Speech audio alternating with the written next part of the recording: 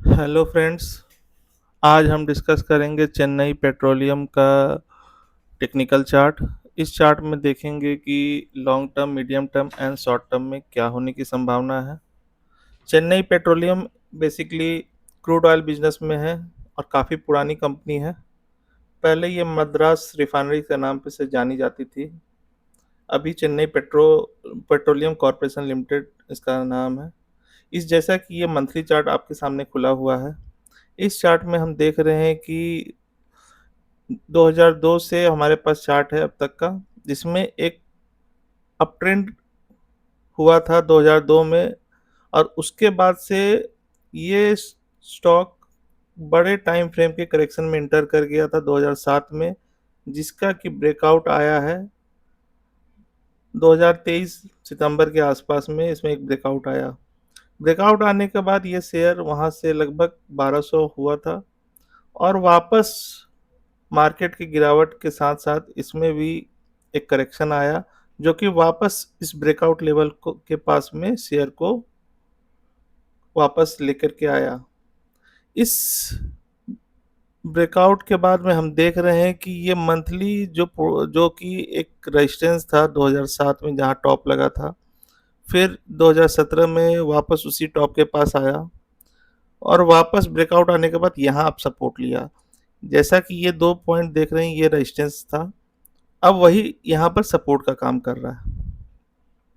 ये तो ओवरऑल बड़े टाइम फ्रेम का चार्ट है। अब अगर हम देखते हैं इसको छोटे टाइम फ्रेम में, मतलब मंथली से वीकली टाइम फ्रेम में जा रहे हैं, वहाँ देखते हैं कि ये बेसिकली कहाँ पर अभी है, आने आगे क्या होने की संभावना है।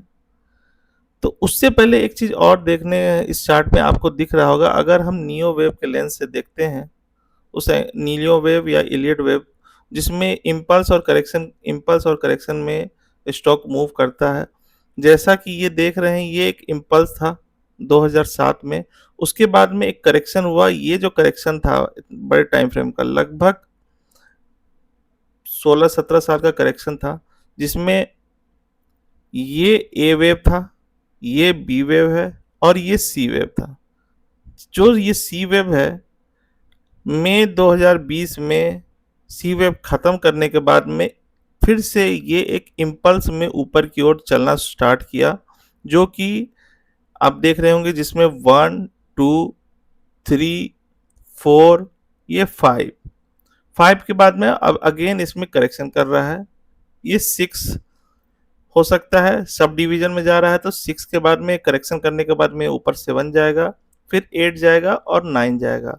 जनरली थर्ड वेव में सब डिवीजन होकर के चलता है। अगर बड़े टाइम फ्रेम में कोई स्टॉक लंबे बुल रन में है तो वो सब डिवीजन में जाता है, जिसमें इम्पल्स में 3+5, मतलब सॉरी 5+4 के रूप में जाता है। अभी जैसे इसमें दिख रहा है कि 5 वेव लग चुका है, 1, 2, 3, 4, 5। उसके बाद में भी नीचे का एक पैटर्न कंफर्म नहीं किया है, तो ये साफ दिख रहा है कि ये एक सब डिवीजन में ऊपर जाने के लिए रेडी है। अब इसमें टाइम कितना लगेगा, उसके लिए हम इसके छोटे टाइम फ्रेम में, मीन्स वीकली टाइम फ्रेम में हम देखेंगे कि वहाँ पर कहाँ सपोर्ट ले रहा है और कितना टाइम लगने की चांसेस है। नीचे जब ये ऊपर से जा रहा है तो इसमें वॉल्यूम भी सपोर्ट कर रहा है। देख रहे हैं आप फ्रेंड्स कि वेव 1 में वॉल्यूम बढ़ा था, फिर 2 में वॉल्यूम डाउन हुआ, थर्ड में वॉल्यूम अप हुआ, फिर फोर्थ में डाउन हुआ, फिर फिफ्थ में अप हुआ। तो ऐसे चल रहा है। तो अब चलते हैं इसके वीकली चार्ट पे। ये देखिए, ये वीकली टाइम फ्रेम है। जैसा कि आप देख रहे हैं, यहाँ से ये कोविड के बाद में एक नए इम्पल्स की शुरुआत हुई थी।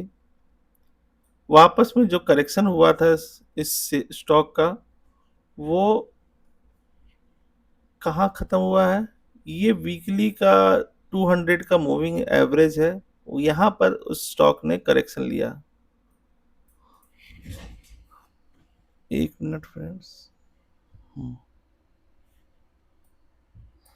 ये देखिए, इसमें वीकली 200 के मूविंग एवरेज पे इसने सपोर्ट लिया है। सपोर्ट लेने के बाद में ये स्टॉक फिर से, ये जो रेजिस्टेंस है, आपको ये दिखा दे, ये इसको ब्रेकआउट दिया है। अगर हम इस चार्ट को देखते हैं फिर से, ये वाला एंगल को। ये क्या इम्पल्स है, क्योंकि यहाँ पर देख रहे हैं तो ये वॉल्यूम भी यहाँ पर ऊपर बढ़ रहा है। तो इसके लिए हमको चलना पड़ेगा डेली चार्ट पे। डेली चार्ट में देखेंगे कि ये क्या नए इम्पल्स की शुरुआत है। ये देखिए, अगर हम डेली चार्ट देख रहे हैं तो डेली चार्ट में ये एक इम्पल्स में ऊपर गया था, जिसमें ये 1 2 3 4 और ये 5 के बाद में इसमें एक पैटर्न कंफर्म किया था। 5 में देखिए सब डिवीजन है 1 2 3 4 5, इसमें एक इसने पैटर्न कंफर्म किया। इट मीन्स कि ये इस वेव का, जो कि फरवरी 2025 में स्टार्ट हुआ था नीचे से, उसका ये करेक्शन कर रहा है।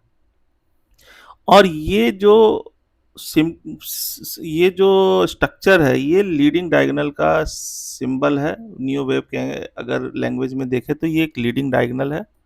अब ये करेक्शन कहाँ तक कर सकता है फ्रेंड्स? जैसा कि आप देख रहे हैं, ये है, इसको अगर हम फिबोनाची रिट्रेसमेंट टूल लगाते हैं तो ये लगभग 581 मीन्स 580 के आसपास में ये शेयर आ सकता है।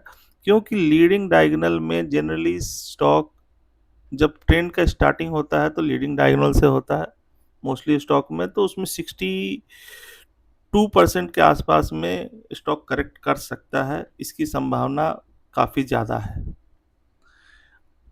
और ये जो 62% रिट्रेसमेंट है, ये वापस वीकली टाइम जोन में अगर देखें, वीकली टाइम फ्रेम में, तो लगभग उसके आसपास ही आएगा। 200 200 का जो ईएमए है वो वीकली टाइम फ्रेम के पास आएगा। इट मीन्स कि इसमें एक रिटेस्टिंग हो सकता है, दोबारा वापस स्टॉक वीकली 200 ईएमए को टच करके और फिर से ये ऊपर की ओर अपना 7th वेव, फिर 8th और 9th वेव में ऊपर जाने की संभावना है।